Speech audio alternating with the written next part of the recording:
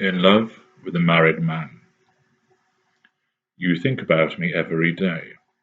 You wait for those teasing and tempting text messages which come through repeatedly during the day, and then dry up around 6 p.m.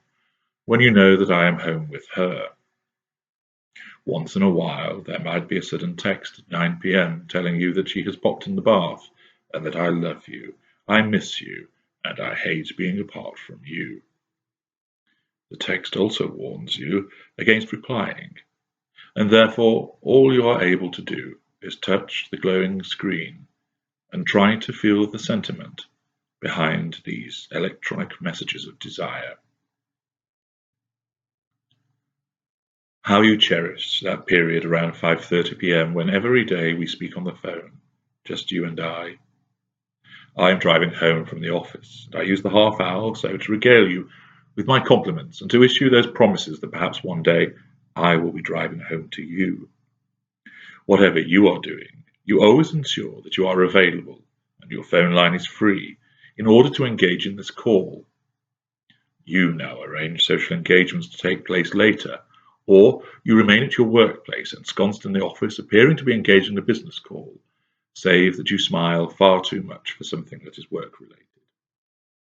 That half an hour of heaven, when we talk as if we were properly together, making plans, discussing the things we like and dislike, planning the next time we can snatch some time to make love without being detected, or laughing about what was discussed when we met for lunch. You manage to arrange to have lunch with me at least once a week.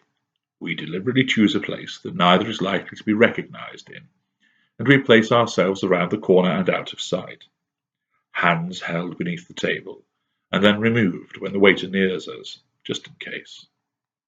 Stolen kisses, lingering looks, and promises, oh, so many promises, of the wonderful world that awaits us once I manage to free myself from the chains of my marriage.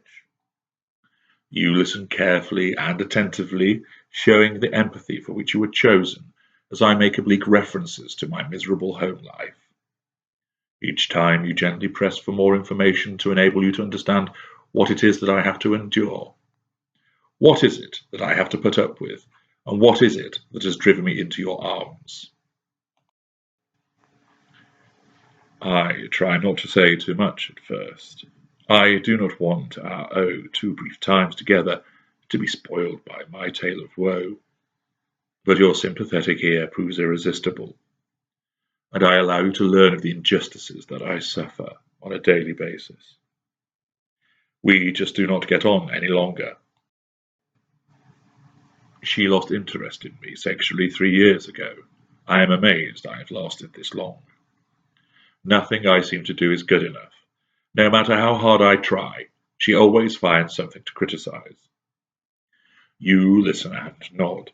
I know you are desperate to weigh in and slide a knife between me and her and cut our bonds, but the decency that you are imbued with prevents you from doing so. You even suggest reasons why this state of affairs is as it is. You are kind, generous, and understanding. You thrill to my sudden calls out of the blue. You always answer after one ring, sometimes even less, thus denoting that your phone is kept next to you at all times. Your voice always tells me how delighted you are to hear from me. When we meet, your eyes, your kisses, your hugs, and your spoken enthusiasm cause me to soar as I witness your devotion, your desire, your fuel. You experience a surge of excitement when you are disturbed by a chime in the middle of the night and see that I have managed to issue another text to you. I cannot get you out of my head and had to let you know. Don't reply. I'm in bed with her. The delight that you experience at hearing from me when you expected not to is tempered by the knowledge that I am with her and not you. The weekends are hardest, as you often tell me. I can tell you want to say more, but I know you are fearful of pushing me away by being too demanding. I text you when I can, and even manage to call you, speaking in hushed tones from a toilet cubicle or a changing room in a department store, stifling my laugh that I have pretended to try on some clothes just so I can call you. I keep you hugged, though. I know how much you want me. I know you love me. And I know you want me to be loved, to take me away from the misery of my marriage. I promise you that one day we will be together. Now is not the time. It isn't quite right at the moment. There's a family event coming up, and it wouldn't be sensible to drop such a bombshell with that on the horizon. There is a family holiday. She booked it, and I didn't know until now, but what can I do? I will have to go. I keep the promises coming and the excuses flowing, and still you hang on. I know you wonder why I keep my phone close to me. You haven't said anything yet, but I am not stupid. I can see the suspicion in your eyes when I wake and immediately check my mobile. I am waiting for an important email that may have come in from the States overnight, I explain, and issue a disarming smile. You nod. You seem to accept the explanation. You have complained how you are unable to ever get me on my phone when you ring, when I am on my way home. How many times you have left messages asking me to pick up some milk, or to collect one of our children from swimming or football, only for me to pick the message up too late. I need to be available for my clients. They don't know I am driving home, nor do they care. They need to speak to me. After all, if it wasn't for me, then we wouldn't have this, would we? I explain, pleasantly sweeping an expansive arm at the large house and expensive furnishings all around us. You nod in acceptance. You understand my work is important. I tell you often enough that it is. I wish you would meet me for lunch when I come into town, you say every week or so.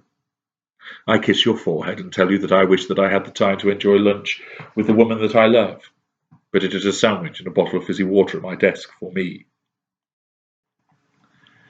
There are targets to hit. You nod in understanding and tell me that I work too hard. I thank you. And my mind drifts to what I will eat in that Thai restaurant, as I will be having lunch at tomorrow. I wish they would leave you alone, you sigh, when I turn away from you in bed after having made love to you. Your hand lingers on my back, wanting to maintain the closeness and the connection as I attend to my phone on the nightstand and issue a late-night text before placing it face down.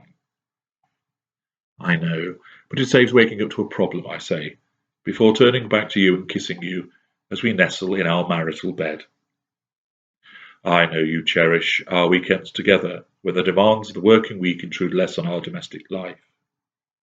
I can sense you looking at me as I sit, phone in hand, a smile of contentment playing across those lips, but nowhere near as wide as the smile inside of me as I fire off a tempting and teasing message to somebody else.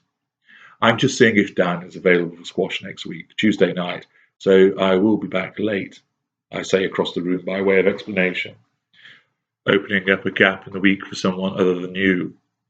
You smile and nod and return to your book.